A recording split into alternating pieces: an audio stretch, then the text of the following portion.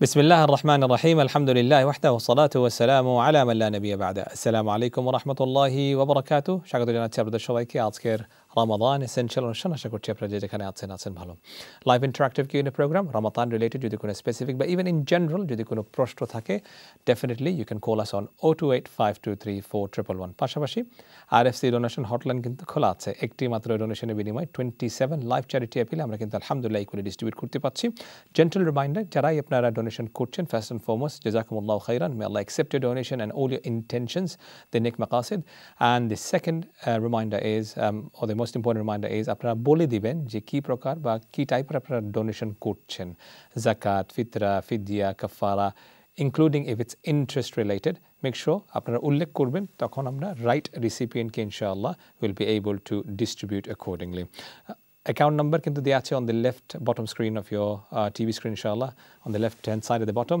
আর যারা অনলাইন দিতে পারেন বা যাদের গিফট এইড আছে দিতে পারবেন থ্রু গিফট এইড তারা আপনারা অনলাইন দিতে পারছেন justgiving.com/campaign/RFC2025 all the necessary details displayed at the bottom of your screen সঙ্গে আছে আমি কামারুল ইসলাম আজকের অতিথি হিসেবে সঙ্গে আছেন সম্মানিত ইমাম এবং খতিব অফ ইসলামিক মস্ক শেখ আব্দুল কাইয়ুম আসসালামু আলাইকুম ওয়ালাইকুম আসসালাম ওয়া রাহমাতুল্লাহি ওয়া বারাকাতুহু অসংখ্য ধন্যবাদ আমাদেরকে সময় দিয়েছেন অনেক ব্যস্ততা থাকা সত্ত্বেও আমাদেরকে যে সময় দিয়েছেন জাযাকুমুল্লাহু খাইরান প্রথমে আপনার কাছে প্রশ্ন 27 রাত চলে গেল আজকে 27 এর দিন রমাদান কি শেষ হয়ে গেল অনেক মসজিদে বা কিছু সংখ্যক মসজিদে কোরআনও খতম হয়ে গেছে তার মানে কি আর মসজিদে যাওয়া লাগবে না আমার তারাবি পড়া লাগবে না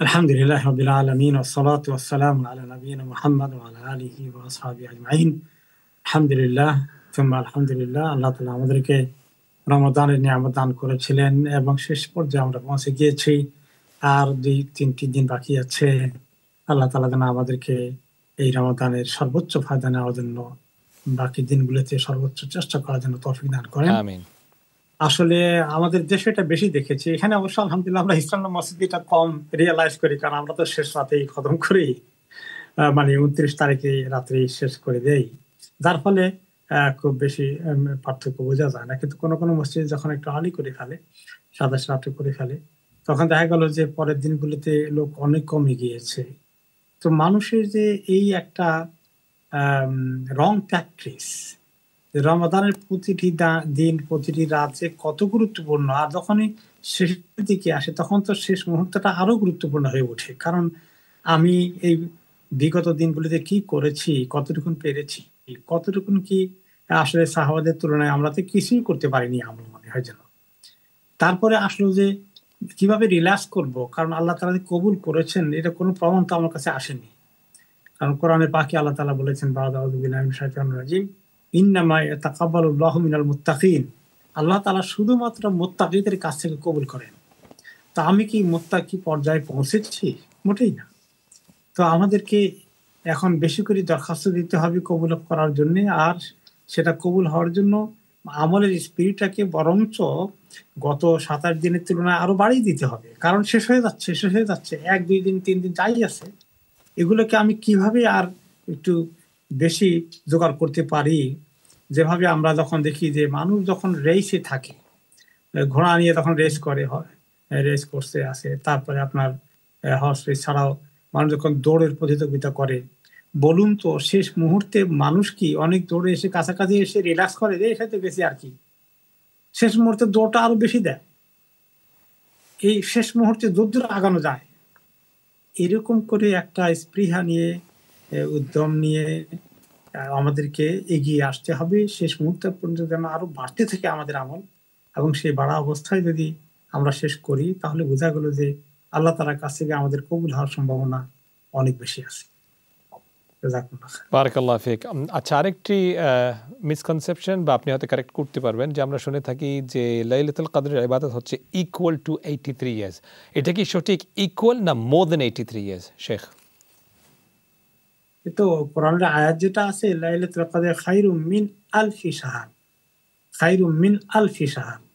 তো খায়রুম মিন আলফি শাহরের তরজমাটা কি যে 1000 বছরের ইবাদতের চেয়েও উত্তম এতে বোঝা গেল যে 83 বছর বা যে এটা হিসাব করে বলা হয়েছে 1000 মাস ইবাদত করলে যে সওয়াবটা হবে তার চেয়ে বেশি সওয়াব হবে লাইলাতুল কদরে ইকুয়াল না আর তার চেয়ে আর বেশি হবে। মোর হতে হবে তাহলে, ঠিক আছে। জি। জি, ওকে, এক্সেলেন্ট, জাযাকুমুল্লাহ খাইরান ইনশাআল্লাহ। আচ্ছা, এখন এই সময় আমরা দেখি এই তো লাস্ট উইকেন্ড আসছে, ঈদের শপিং নিয়ে খুবই ব্যস্ত থাকবো। বাচ্চাদেরকে তো নতুন কিছু দিতে হবে, নিজেও তো নতুন কিছু পড়তে হবে, আগে প্ল্যান করতে পারি নাই বা ভুলে গিয়েছি। এমত পর্যায়ে কি নাসিহা? কিছু তো করতে হবে, ঈদের জন্য কেনাকাটা আছে, কিন্তু মানুষকে তার সময়ের মূল্য বুঝতে হবে। আপনি যারা টাকা পয়সা খরচ করে বা যারা ব্যবসা বাণিজ্য করে, তারা দেখবেন যে তাদের ক্যাপিটালটা ঠিক রাখার জন্য টাকা পয়সাটা যাতে নষ্ট না হয়ে যায়, অপচয় না হয়ে যায়, হিসাব করে চলে, হিসাব করে ব্যবহার করে। তো ঠিক তেমনি রমাদানের সময়গুলো এত বেশি আমাদের জন্য গুরুত্বপূর্ণ, অযথা যেন সমস্যা না হয়ে যায়। আপনি মার্কেটে গিয়ে এই দোকান থেকে সেই দোকানে অনেকগুলো ঘোরাঘুরি করলেন। একজন সচেতন মুসলিম যে সত্যি হায়াতের মূল্য বুঝে, সময়ের মূল্য বুঝে, সে এটা করতে পারে না। কারণ এই রমাদানের সময় কিছু ইবাদতের জন্য বের করা, তওবা ইস্তিগফার, কোরআন তেলাওয়াত, দোয়া করতে থাকা, নামাজ পড়তে থাকা, এগুলোর জন্য সময় বের করা শেষ হয়ে যাচ্ছে। আগামী রমাদান আমার কিসমতে আসবে কিনা কেউ জানি না। কাজে এভাবে বাজার করতে ঘুরে ঘুরে সময় নষ্ট করা একজন ভালো সচেতন মুসলিম কিছুতে করতে পারে না। যারা প্রতারিত হয় শয়তান দ্বারা, তারাই সময়ের মূল্য বুঝে না এবং অনেক সময় বাজার নষ্ট করে ফেলে। এক্সেলেন্ট, জাযাকুমুল্লাহ খাইরান। প্রিয় দর্শক, আপনাদেরকে স্মরণ করে দিতে যাচ্ছি 028523411 হচ্ছে আমাদের studio number. RFC donation hotline হচ্ছে 028523166। একটি মাত্র ডোনেশনের বিনিময় 26 in fact 27 live charity appeal equally distribute করতে পারছি। আলহামদুলিল্লাহ, ভলেন্টিয়ার বাইরে আছেন। ডোনেশন রিলেটেড বা RFC রিলেটেড যদি কোনো প্রশ্ন থাকে, আপনার ডেফিনেটলি RFC ডোনেশন হটলাইনে ফোন করে জেনে নিতে পারবেন। ওয়ান্স এগেইন দি জাস্ট গিভিং পেজ, justgiving.com/campaign/RFC 2025 ইনশাআল্লাহ। আর যারাই আপনার ফোন করবেন, দয়া করে টেলিভিশনের ভলিউমটাকে কমিয়ে সরাসরি টেলিফোনের মাধ্যমে আমাদের সঙ্গে কথা বলবেন ইনশাআল্লাহ। আমরা যাচ্ছি কিছুক্ষণ পরে কলের দিকে। আচ্ছা শেখ, আরেকটি বিষয় আমরা জানতে চাচ্ছি, কোরআন খতম যে হয়ে গেছে, অনেকে বলেন যে আমি তো নিজে কোরআন পড়তে পারি না, বাট আমি একটি মসজিদে নামাজ আদায় করব। কেন পড়বো আমি? কারণ ওই পুরা খতমটা আমি শুনবো। বলা হয় নাকি পুরা খতম পড়ার মতো সওয়াব বা সিমিলার লেভেলের এটা পাওয়া যায়। এটা কি সঠিক? খতম করা আর খতম শোনা তো এক জিনিস না। তো এখন মানুষ তো বেশি করে কোরআন তেলাওয়াত শুনবে, আর নামাজের ভিতরে হোক, নামাজের বাইরে হোক, কোরআন তেলাওয়াত বেশি করে করবে। আর নামাজ যখন পড়া হয়, তখন তো আর সবাই পড়ে না, তখন শুনে। তো এই শোনাটা আসলে ওখানে খতমটা করা হয় ঠিকই, ইমাম সাহেব খতম করবেন, কিন্তু ওই খতমটা আপনি যেভাবে পড়লে খতম করা যেভাবে আপনি মেনটেন করেন, ওটা ওই ক্ষেত্রে প্রযোজ্য নয়। বরঞ্চ কত সময় আপনি শুনলেন, কত বেশি করে শুনলেন, এই শোনাটা দরকার আছে। কিন্তু এটা একই মসজিদে শুনতেই হবে এবং ওটা একটা কমপ্লিট খতম হয়ে যাবে, খতম করতেই হবে। এটা এর মধ্যে এত আহামরি বেশ কম কিছু না। কত সময় ধরে আপনি শুনলেন, কত মনোযোগ দিয়ে শুনেছেন, এইটা হলো গুরুত্ব বেশি। এই জন্য কেউ কেউ মনে করে যে আমি আমার লোকাল মসজিদে পড়তেছি বা আমি অমুক জায়গায় মসজিদে পড়তেছি, এখান থেকে আমি কোনো রকমই অন্য কোনো মসজিদে পড়বো না, আমার খতম তার ওইটা একটু বিচ্ছিন্ন হয়ে যাবে। এটা টু মাচ আর কি। Excellent. Jazakumullah khairan for that clarification. ফিতরা আরেকটি বিষয় আপনি যদি কাইন্ডলি রিমাইন্ড দিতেন আমাদেরকে, যাদের নিউবর্ন বেবি হয়েছে আজকে বা আগামীকালকে বা ইভেন ঈদের আগের দিন পর্যন্ত বা ঈদের দিন যদি কারো নিউবর্ন বেবি হয়, তাহলে কি তার ফিতরা দেওয়া লাগবে কিনা? জি, ফিতরার ব্যাপারটা আসলে প্রত্যেকটি হাউস হোল্ডের বাড়িতে, আপনার সংসারে যারাই আছে সবারই ফিতরা দিতে হবে, একদম নবজাতককেও দিতে হবে। একেবারে আপনার গত রাত্রে হলেও, ওই দিন সকালে হলেও তার ফিতরা ডিউ হয়ে গেছে। তো এই ফিতরাটা 7 পাউন্ড করে আমরা এই দেশে রেকমেন্ড করেছি। আমাদের দেশে ওই খাদ্য, মূল খাবারের ক্রাইটেরিয়া অনুযায়ী ওনারা নির্ধারণ করেন। তো এখানে ইখতিলাফ আছে যে কেউ কেউ বলছেন 1 সা পরিমাণ, হাদিসে এটাই বেশি এসেছে। আবার নিসফ সা কোন কোন হাদিসে এসেছে। তো 1 সাতে 3.5 কেজি খাদ্যদ্রব্য, ধান, চাল, গম, আটা, খেজুর, কিশমিশ ইত্যাদি, এটা হলো 3.5 কেজি হলে হয় আপনার 1 সা। আর 1.25 কেজি হলে হয় হাফসা, হানাফি মাযহাবে হাফসা বলা হয়, আর অন্যান্য মাযহাবে ফুল সা বলা হয়, ডবল হয়ে যায় আর কি। তো এখানে যারা এখন হাফসার কথা বলেন তারা হয়তো 4-5 পাউন্ড দিলে হয়ে যায়, কিন্তু আসলে ফুল চায়ের গুরুত্বটা বেশি বিধায় এবং বেশি গরিবের জন্য সুবিধা, আর আল্লাহ তাআলা আমাদের দিতে সক্ষমও করেছেন, 7 পাউন্ড করে দিয়ে দিলেই ভালো হবে। গরিবদেরকে কি টাকা দিতে হবে না খাবার কিনে দিতে হবে, উত্তম কোনটি?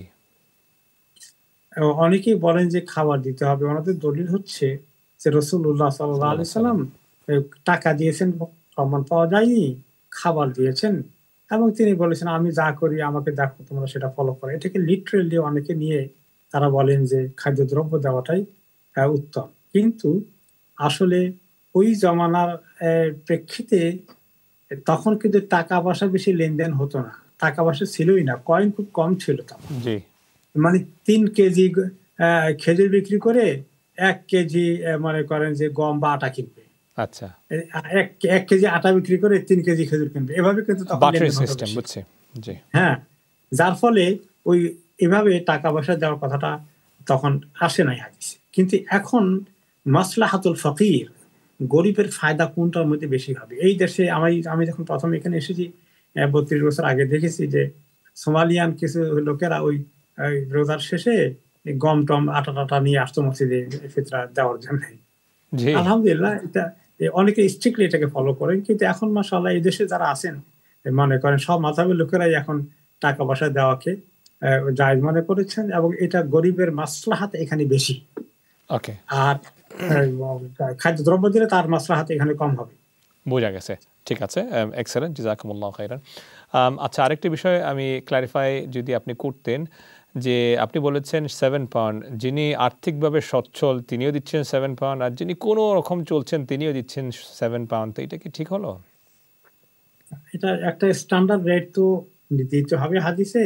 এখন কত টাকা হলে ধনী বলা যাবে, তাকে কত ঠিক করে দিতে হবে, জি, কত হইলে মধ্যম পন্থায় তাকে এটা দিতে হবে, এগুলো তো এভাবে ঠিক করে দিতে পারে না। কিন্তু একটা মিনিমাম স্ট্যান্ডার্ডটাকে ঠিক করে দেওয়া হয়েছে।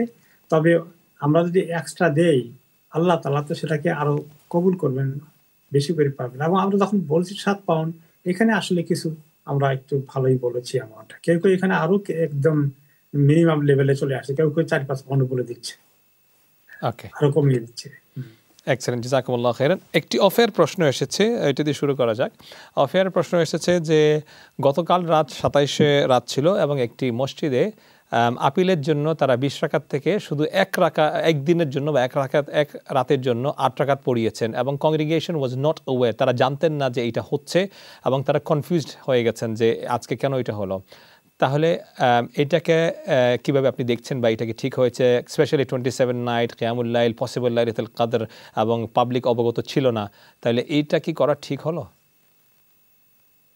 দেখেন, ইন থিওরি 20 এবং 8 দুইটাই সুন্নত আছে। জি, নবী করিম সাল্লাল্লাহু আলাইহি ওয়াসাল্লাম 8 রাকাত পড়েছিলেন, এটা তিনি কখনোই 20 রাকাত পড়েননি, এটা ঠিক। সাহাবারা পরবর্তী পর্যায়ে 8 রাকাত ওনার মতো করে লম্বা করে পড়তে পারেননি, কারণ এত লম্বা ছিল সূরা বাকারা, সূরা আলে ইমরান, সূরা নিসা 1 রাকাতে পড়েছেন তিনি। জি, এত লম্বা সাহাবারা শুরু করে দিয়ে পরে তারা করতে পারেননি, তখন তারা 20 রাকাতে গিয়েছেন। সোজা কথা হলো সময়টা প্রায় 8 রাকাতে যতটুকুন সময় নিয়েছেন 20 রাকাতে ততটুকুন সময়, 20 রাকাতে যতটুকুন সময় নিয়েছেন 8 রাকাতে লম্বা করেছেন ততটুকুন সময় নিয়েছে। কত সময় নিয়ে পড়লেন এটা হলো মূল কথা। এখন হলো যে মসজিদে এই কাজ করেছে 8 রাকাত আর 20 রাকাত, এটা কোনো বড় কোনো ক্রাইম না, অপরাধ না। কিন্তু কালেকশনের জন্য যদি সময় বেশি নিয়ে ফেলে মানুষের, একদম নামাজটাকে 8 রাকাতও ওই 20 রাকাতের সাইজের মতো করে ছোট ছোট করে, তাহলে তো আসলে একটু কম হয়ে গেল। আহ কিছু সময় একটু বেশি লাগবে, মুসল্লিদেরকে বললে হতো যে আজকে আমরা একটু এক্সট্রা টাইম নেব। আমরা হয়তো কেউ ইন থিওরি 8 রাকাত পড়া দিতে পারে, কিন্তু মুশকিল হয়ে গেল যেখানে আমাদের মুসল্লিদের এত জ্ঞান তো সবার সমান থাকে না। জি, তারা মনে করে 20 টাকা থেকে 8 টাকা কেন হয়ে গেল, এবং 20 এবং 8 নিয়ে আমাদের দেশে অনেক দেখা যায় এগুলো নিয়ে বিতর্ক হেভিলি আছে। তো এই একটা কন্ট্রোভার্সিয়াল পর্যায়ে না নেওয়াটাই উচিত ছিল। বুঝছি। আহ একটু সময় বেশি নিয়ে ওনারা করতেন, তারপরে ওনাকে ব্যাখ্যা করতেন যে 20 টাকা তো হাদিসে আছে, 8 টাকা তো হাদিসে আছে, আমরা কালেকশনের সুবিধার জন্য আজকে একটু কমিয়ে পড়বো, 8 টাকা পড়বো। আর ইনশাআল্লাহ নবী করিম সাল্লাল্লাহু আলাইহি ওয়াসাল্লাম তো 8 টাকা আছে, অসুবিধা নাই। বুঝিয়ে দিয়ে করলে ভালো হতো, মিস মিসআন্ডারস্ট্যান্ডিং হতো না আর কি। ওকে, এক্সেলেন্ট, জাযাকুমুল্লাহ খাইরান। আশা করছি আপনাদের কাছে স্পষ্ট হয়েছে। চলুন আজকের অনুষ্ঠানের প্রথম কলার কে আছেন লাইনে। আসসালামু আলাইকুম, শুনছি, কথা বলুন। আসসালামু আলাইকুম। ওয়ালাইকুম আসসালাম। জি প্রশ্ন করুন। সর্বপ্রথমে আমি জানি আল্লাহ কাছে আপনাদের অনেক হায়াত দান করুক, আপনি বহুবার আসেন। আমিন। এই আপনাদের দ্বারা অনেক কিছু জানতে পারছি, যেমন আমরা তো প্রথমে মানে যখন নামাজ পড়তাম, ফজরের নামাজ পড়তাম, ওই আলাম তারা দিয়ে শুরু করতাম, কিন্তু এখন জানতে পারলাম আপনাদের মাধ্যমেই নবী করিম সাল্লাল্লাহু আলাইহি ওয়াসাল্লাম সূরা কাফিরুন এবং সূরা ইখলাস যে পড়তেন, তখন তো আমরা তো তাকে ওটা তো আর না পড়বো এবার তো হইতে পারে না। কিন্তু ছোট সূরার পরে তারপর আমার ফজর নামাজের ফরজটা তাহলে কি দিয়ে শুরু করবো? কুলহু সূরা তো সবচেয়ে ছোট সূরা, ওইটা আবার কি দিয়ে আরম্ভ করবো? এইটা প্রশ্নটা। আচ্ছা, ঠিক আছে, ইনশাআল্লাহ। সে কি শুনেছেন আপনি? শুনেছি, প্রথম অংশটা আমি এক্স্যাক্টলি ভালো করে। মানে ফজরের সুন্নাহ আমাদেরকে ওনারা আগে পড়তেন আলাম তারা বা যে কোনো ছোট সূরা দিয়ে। এখন ওনারা জানতে পারলেন যে সূরা কাফিরুন আর সূরা ইখলাস পড়তে হয় ফজরের সুন্নাত, যেহেতু রাসূল সাল্লাল্লাহু আলাইহি ওয়াসাল্লাম পড়েছেন, এখন তাই পড়ছেন। তাহলে ফরজ সালাত কিভাবে ফজরের আদায় করবেন বা কোন সূরা পড়বেন? ওকে, না আপনি সুন্নতটা ঠিকমতো ধরেছেন, ভালো আমল। তিনি প্রথম রাকাতে কুল ইয়া আইয়ুহাল কাফিরুন, দ্বিতীয় রাকাতে কুল আল্লাহু আহাদ পড়েছেন, এটাই সবসময় আমল করাটা উত্তম হবে। আর ফরজের জন্য তিনি কোনো খাস সূরা ঠিক করে দিয়ে যাননি, বরং ফরজের জন্য সূরাগুলো একটু লম্বা সূরা তিনি পড়েছেন। সেই হিসাবে আপনি যেটা যত লম্বা সূরা আছে বা কোনো আয়াত যে মাঝখানে থাকলেও যদি একটু লম্বা অংশ মুখস্থ থাকে, সেটা উত্তম ফরজের জন্য। ফিক্স করার কিছু নাই। এক্সেলেন্ট, জাযাকাল্লাহ খাইরান। এবং অসংখ্য ধন্যবাদ। আপনি নিয়মিত সবসময় ফোন করেন, আমাদের অনুষ্ঠান দেখেন, আমাদেরকে এনকারেজ করেন এবং মোস্ট ইম্পর্টেন্টলি কোয়েশ্চেন করেন। আমি Allah bless and reward you in abundance. 0208523411 আছে আমাদের স্টুডিও নাম্বার, আর স্টুডিও হটলাইনে যদি খোলা আছে। Next caller. আসসালামু আলাইকুম। আসসালামু আলাইকুম। জি, আমরা শুনছি, আপনি কথা বলুন। আসসালামু আলাইকুম। আসসালামু আলাইকুম। ওয়ালাইকুম আসসালাম ওয়া রাহমাতুল্লাহ। জি, প্রশ্ন হরকা।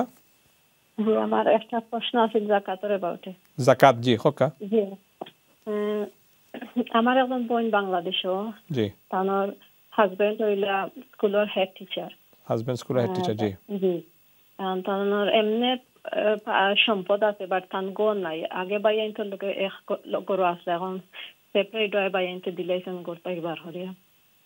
এখন তান এই সম্পদ নাই যে তাই একলা একটা গড় বানাইটা তান জাকার উপরে। এখন আমরা ভাই বোন যারা ইউরোপ আছি, আমরা সবে মিলিয়ে যদি আমরা জাকাতের যতটা অ্যামাউন্ট হয়, ওই অ্যামাউন্টটা যদি আমি তান দিই, তান গড় বানানোর লাগি, আচ্ছা, তাই বর্তমানে চল রাখিলা তান হাজবেন্ডের জবর উপরে আকি, তো মোটামুটি তো চলতা পাররা। জি, মোটামুটি আগে তান চলতা পাররা। তো আপনি যাকাতের পয়সা দিয়ে মানে চলা মোটামুটি চলতা পাররা, হয়তো লাক্সারিয়াস চলতা পাররা না, বাট মোটামুটি চলতা পাররা। দিন আনরা দিন খাইরা বা মোটামুটি চলার অবস্থা আছে। এখন আপনারা জানতে চাইরা যাকাতের পয়সা দিয়ে তান গড় বানাই এটা। জি, আমরা ভাই বোন আমরা 2-3 জন আছি কি ইউরোপে। এখন আমরা সবে যদি আমরা যাকাতের অ্যামাউন্টটা সারা তান দিই। বুঝছি। আর আপনি কইছেন আপনার আপন বোন? জি, আমার আপন বোন। জি, একটা জিনিস খালি আমার মানে খটকা লাগলো বা আপনারা জানতাম সে আর আপন বোনের যাকাত কিতার লাগে দিতা? একটা ঘর বানাইতে হইলে তো বেশ অ্যামাউন্টের দরকার। এখন আমিও তো আমার হাজবেন্ডের ঘর, আমি তো ঠিক আছে, বুঝছি, স্পষ্ট হইছে। যতটুকু আমরা পারি এর বাড়াও আমরা দিমু সাহায্য। ওকে, ঠিক আছে, ইনশাআল্লাহ। অ্যামাউন্টটা যদি দেই ঠান্ডে তো ওখানে ঠিক আছে, বুঝছি। দরকার শোনা আছে যেমন সাইড তুলা বা ফাস্ট তুলা হইব। জি, এর উপরে হইতো না। আচ্ছা, বুঝছি, ঠিক আছে, বুঝি লাইছি, স্পষ্ট হয়েছে। শেখ, ক্লিয়ার হয়েছে শেখ? জি জি জি। আর শুনেন, এটা হলো যে ঘর মানে থাকার মতো ছোটখাটো ঘর করার বোধহয় ওনার এবিলিটি আছে। জি, উনি থাকতেছেন, চলতে পারছেন, আছে। একটা হেডমাস্টার, কিন্তু আপনারা মনে করেন যে ওনার জন্য মানানসই একটা ঘর বানাই দিতে হবে, রাইট রাইট, যাতে করে একটা সম্মানের সাথে থাকতে পারেন। রাইট। আসলে যাকাতের টাকাগুলো এইরকম কেসে দেওয়া ঠিক হবে না, বরঞ্চ আত্মীয় স্বজন হিসাবে আতেদাল কুরবা হাক্কাহু, আল্লাহ তাআলা বলছেন যে আত্মীয় স্বজন যারা আছে তাদের কিছু হক আছে। এই হকটা যাকাতের হক না, আত্মীয় স্বজনের হক আলাদা আরেকটা আছে।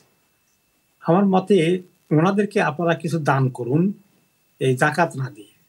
যাকাত অমুককে দিবেন যে তার এখানে 2টা চাল দিয়ে কোনো রকমে ঘর উঠতে পারবে না, একটা টিনের ঘর 2টা চাল দিয়ে করতে পারবে না, তার জন্য যাকাতের টাকা দেওয়া জায়েজ আছে। তো ওনার এই লেভেল হলে দিতে পারবেন, কিন্তু ওনার লেভেল যদি হয় না না এতরকম করতে পারবেন, কিন্তু সুন্দর হবে না, বেশ কয়েকটি কামরা হবে না, ছেলে মেয়ে বিয়ে দিবে, একটু মেহমানদারি করতে হবে, সুন্দর এরকম অ্যারেঞ্জমেন্ট করার অ্যাবিলিটি নাই, এইটার জন্য যাকাত থেকে দিতে পারবেন। ঠিক আছে, এটার জন্য আপনাদের নিজেদের টাকা থেকে দেন। আল্লাহ তাআলা যাকাত ছাড়াও আমাদেরকে দান করার জন্য অনেক টাকা দিয়েছেন। আর যাকাত দেন যারা এর চেয়ে বেশি আরো নিঃস্ব অবস্থায় আছে তাদেরকে যাকাতের টাকা দেন। ওকে, এক্সেলেন্ট, ঠিক আছে। তাহলে আশা করছি স্পষ্ট হয়েছে ওনাকে জাকাত দেওয়া যাবে না, কারণ আপনার বর্ণনা অনুযায়ী উনি মোটামুটি চলতে পারছেন, স্কুলের হেড টিচার আছেন। তো ইনশাআল্লাহ শেখ যেভাবে বলেছেন, I hope and pray that you will follow the guidance accordingly. Next caller, আসসালামু আলাইকুম। আমরা হুনিয়ার, আসসালামু আলাইকুম। টিভি ভলিউমটা কমিয়ে সরাসরি টেলিফোনের মাধ্যমে কথা বলুন। আসসালামু আলাইকুম। ওয়ালাইকুম আসসালাম রহমতুল্লাহ বারাকাতুহু। জি, প্রশ্ন করো কা।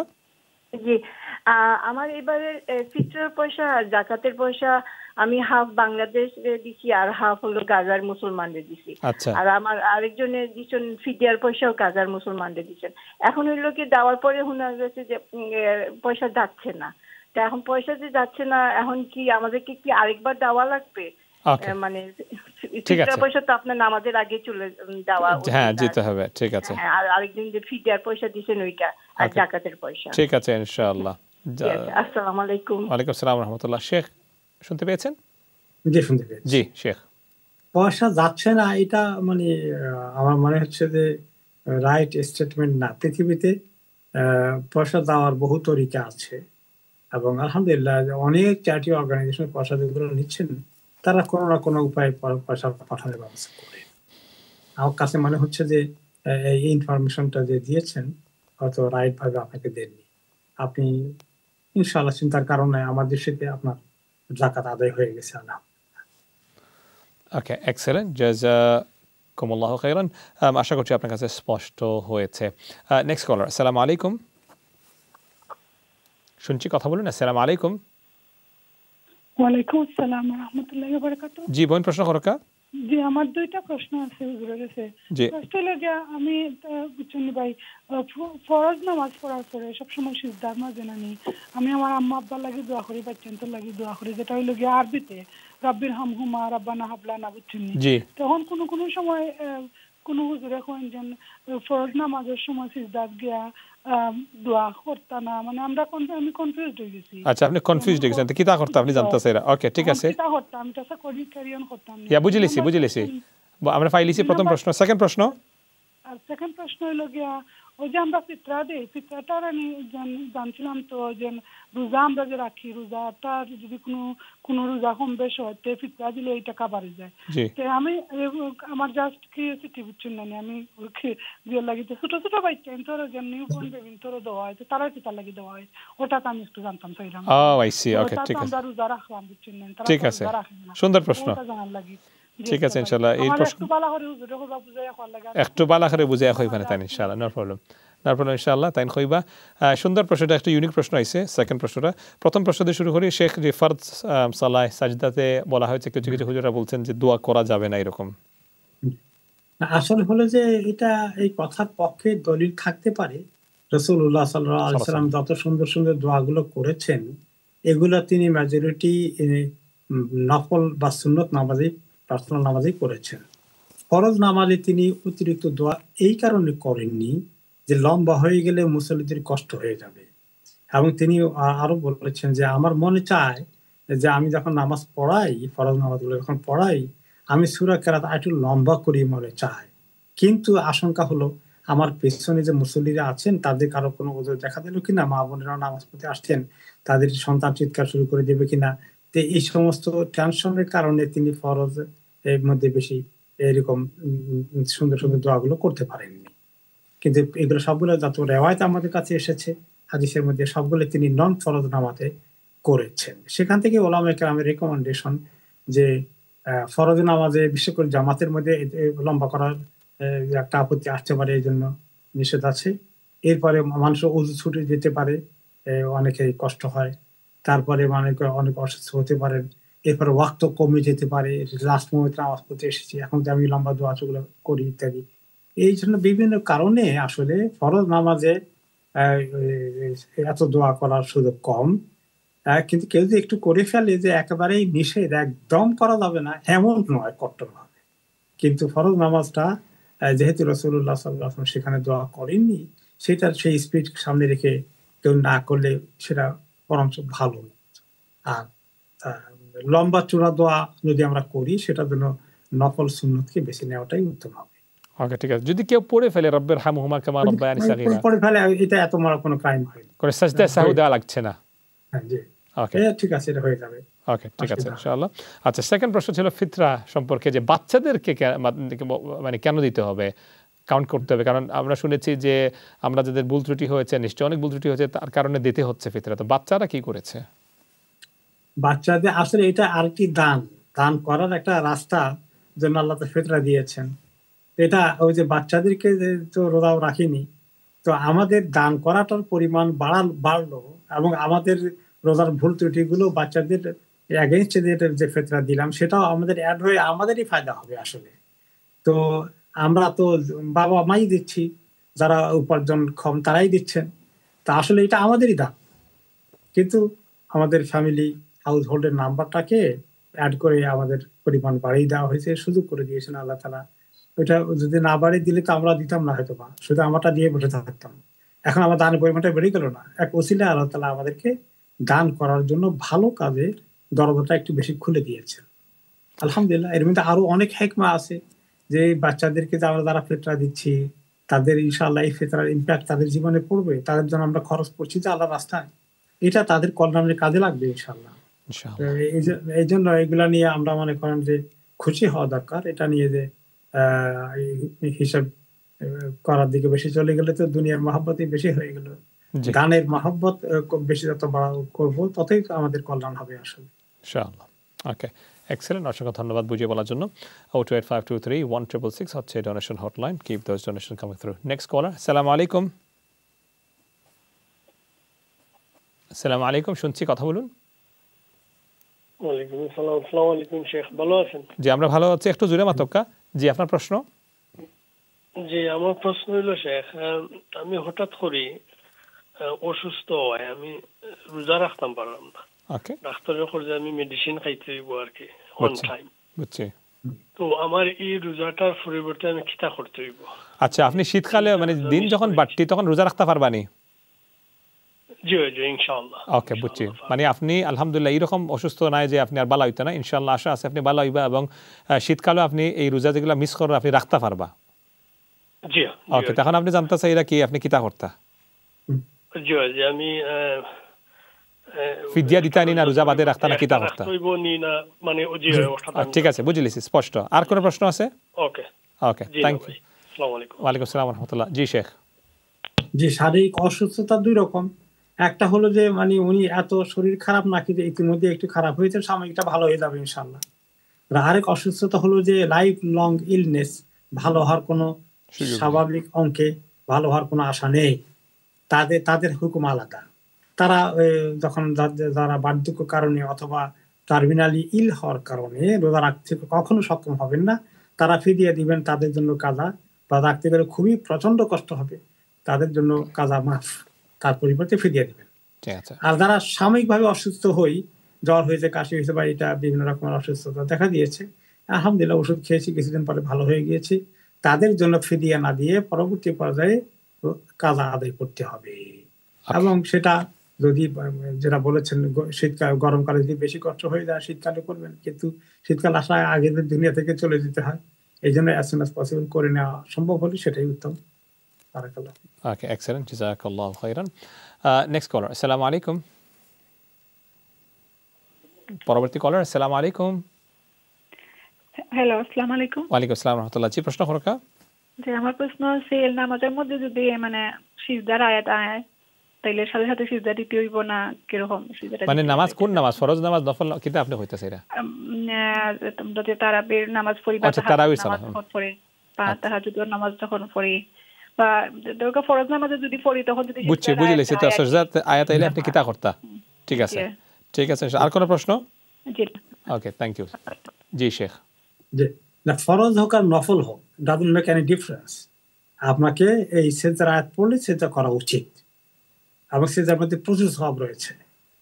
ওকে, যখন মানুষ সিজদা করে তখন শয়তান পাশে থেকে এত কষ্ট পায়, বলে আরে আমাকে সিজদা করতে বলেছিল আল্লাহ, আমি না করে আল্লাহর অভিশপ্ত হয়ে গেছি। আর আদম সন্তান সিজদা করে আল্লাহর কাছে কত কামিয়াব হয়ে যাচ্ছে। হ্যাঁ, সিজদা করে নেবেন ইনশাআল্লাহ। যদি ভুলে যান সিজদা করতে, ভুলে গেলে পরবর্তী পর্যায়ে যদি করে নেন, আয়াতটা আবার পড়লেন, পড়ে সেজদা করে দিলেন, সেটা ভালো। বুঝছি। আর সাজদা সাহু এইরকম কিছু আর করতে হচ্ছে না? না, ওটা লাগবে না। আর কেউ না করলে নামাজ হয়ে যাবে, নামাজ হবে না আবার। ঠিক আছে, এটা আমার সেকেন্ড প্রশ্ন ছিল, বাট আপনি উত্তর দিয়ে দিচ্ছেন। ওকে, জাযাকাল্লাহু খাইরান, thank you so much for that and thank you for asking an important question. অসংখ্য ধন্যবাদ যারা ফোন করেছেন, আমরা কল নিতে পেরেছি, এবং যাদের এখনও আমরা নিতে পারি নাই, ইনশাআল্লাহ ব্রেক থেকে আসার পরে আপনাদের কলগুলি নিচ্ছি। আমি অনুরোধ করছি দয়া করে আপনারা লাইনে থাকবেন। আমরা ছোট্ট একটি ব্রেকের পর আপনাদের ইনশাআল্লাহ টেলিফোন কলগুলি নেওয়া শুরু করবো in the next segment. RFC donation hotline কিন্তু খোলা আছে 028523166। ব্রেকে যাওয়ার আগে আরেকটু কল নিয়ে নিই, তারপরে ইনশাআল্লাহ আমরা যাচ্ছি ব্রেকে। Next call. আসসালামু আলাইকুম। ওয়ালাইকুম সালাম। আসসালামু আলাইকুম ওয়া রাহমাতুল্লাহি ওয়া বারাকাতুহু। ওয়ালাইকুম আসসালাম ওয়া রাহমাতুল্লাহি ওয়া বারাকাতুহু। জি, আপনারা ভালো আছেন? জি, আমরা ভালো আছি। জি, আপনি হোক আপনার প্রশ্ন।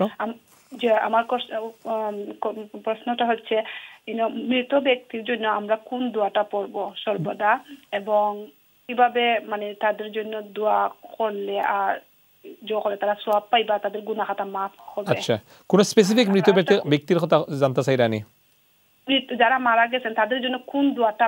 ঠিক আছে, ইন জেনারেল স্পেসিফিক কোন দোয়া আসেনি, এবং কিভাবে কি করলে তাদের গুনাহ খাতা মাফ হবে এবং তারা সওয়াবের মানে জান্নাতের অন্তর্ভুক্ত হইবা? ওকে, ঠিক আছে, ইনশাআল্লাহ। আর আরেকটা কোশ্চেন আমার, মানে এভরিডে যে কত, মানে এভরিডে যে আমরা খরচর যে মানি থাকে, একটা এক্সাম্পল লাইক আমার অ্যাকাউন্টে আছে 1000 পাউন্ড, কিন্তু যখন আমার এভরিডে আমি মানে খরচ করি, কমে আবার বাড়ে, মানে ওরকম আমাকে, তো এগুলার মাঝে কিন্তু আমি যাকাত দেওয়া লাগবে নি? আচ্ছা, ঠিক আছে, ইনশাআল্লাহ শেখ বুঝে এরা যাকাত। ঠিক আছে, জি জি, আসসালামু আলাইকুম। ওয়ালাইকুম আসসালাম ওয়া রাহমাতুল্লাহি ওয়া বারাকাতুহু। জি শেখ, প্রথমে দোয়া, যারা মারা গিয়েছেন কি দোয়া করব, কিভাবে দোয়া করতে হবে? কিছু দোয়া তো হাদিস শরীফে আসছে, সেগুলো কি আপনি বললেন, যেমন রব্বুল হাইয়িনা মাইয়িতানা শাহিদানা গায়বিনা, আমভাবে সবাইকে ইনক্লুড করা হয়েছে এখানে, এটা থাকলো জানাজায় যেটা পড়া হয়। এছাড়া আরো জানাজার মধ্যে যে দোয়াগুলো আরো এসেছে, আল্লাহু আফিহি ওয়া আফি আনহু ওয়া আকরিম নুজুলাহু মাসওয়া ওয়ারহামহু ওয়া আদখিলহু মুদখালান কারীমা ওয়া আগসিল বিল মা'i ওয়াস সালজিল বারাদ। আপনি হিসনুল মুসলিমের মধ্যে এরকম কয়েকটি দোয়া আছে, ওগুলা দেখে পড়তে পারেন, যেগুলা হাদিসে এসেছে। এছাড়াও আপনি নিজের ভাষায় বলতে পারেন যে আল্লাহ, যদি মা বাবা হয় তাহলে রাব্বির হামহুমা কামা রাব্বায়ানি সগীরা বললেন।